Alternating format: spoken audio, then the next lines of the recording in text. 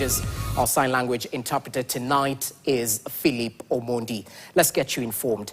Now tonight, 291 members of parliament have written history boldly in the National Assembly, putting the political future of Deputy President Rigathi Gachagua in the balance as he faces the possibility of an impeachment through a motion tabled in Parliament by first-time Member of Parliament for Kibwezi, Mwengi Mutuse.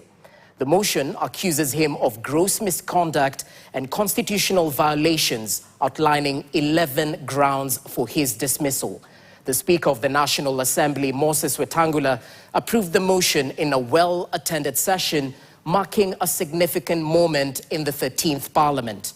As KTN senior political affairs reporter Daniel Kariuki details, the motion will be debated on the floor of the House next Tuesday, with the embattled Deputy President expected to defend himself on that day if he elects to. Deputy President Rigathi Gachagua, or some prefer to call him Riggy G, is without a doubt a man in trouble. Making his way into the chambers. With impeachment threats gaining traction, his opponents followed through on their promise. That constitute offenses under our constitution. First-time MP Mwengi Mutuse took the bold step many had avoided, tabling the impeachment motion. That constitute offenses under our constitution, offenses under international law, and offenses under our own statutes. For the first time in a while, the National Assembly was packed, with the motion backed by 291 MPs, a process that saw each name read out in the House, with every mention accompanied by the title, Patriotic Kenyan. Mishi Juma Mboko, Joyce Osogo Bensuda, Fatuma Masito, Mohamed Machele. Mutuse presented a 100-page document claiming he had compelled evidence to prove that Gachagua is unfit to remain in office. And are supported by cogent, convincing, persuasive, evidentiary material in the nature of documents, affidavits, and electronic evidence. Among the grounds for impeachment are accusations of funding ethnic divisions, undermining the presidency, violating his oath of office, and contradicting the National Cohesion and Integration Act. Other claims include allegations of acquiring 5.2 billion shillings through corruption means, inciting the public, gross misconduct, and bullying. The Speaker confirmed that the motion met the required threshold. If Kenyans cannot get services because of Deputy President Rigathi Gachagua, we'll be pleading, pluck him out from government.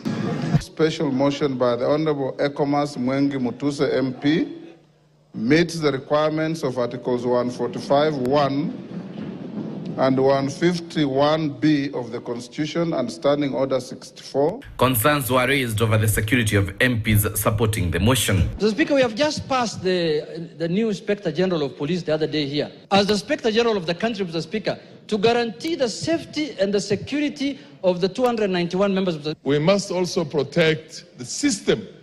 The IG must protect our president to the hilt. We are not dealing with an ordinary man. We are dealing with a black man with a very black heart. Meanwhile, a section of MPs who support Gachagua have warned of dire consequences should he be impeached. His Excellency William Samoei Ruto stood and said not a single time that he would ever agree his deputy to be subjected to whatever maybe he went through. What has happened? What has changed his mind? We have not seen anything that Rigathi Gachagua has done that William Ruto as deputy president did not do to Uhuru Kenyatta. Uhuru Moigai Kenyatta never ever attempted through the members of parliament to impeach his deputy William Samoei Ruto. Speaker Wetangula has said the motion will be considered on Tuesday, 8th of October. During this time, Deputy President Gachagua will have 2 hours to defend himself as he responds to the accusations. This as all activities in Parliament are suspended from Thursday to Monday to allow public participation across the country on the impeachment motion. A back and forth in the Kenya Kwanza administration has split the administration down the middle. The impeachment motion to send Deputy President home could be the last nail on the coffin of the once decorated marriage that seemed to have flourished when they took power. Which way? Kenya Kwanza? Daniel Kariuki, KTN News at the Parliament buildings, Nairobi.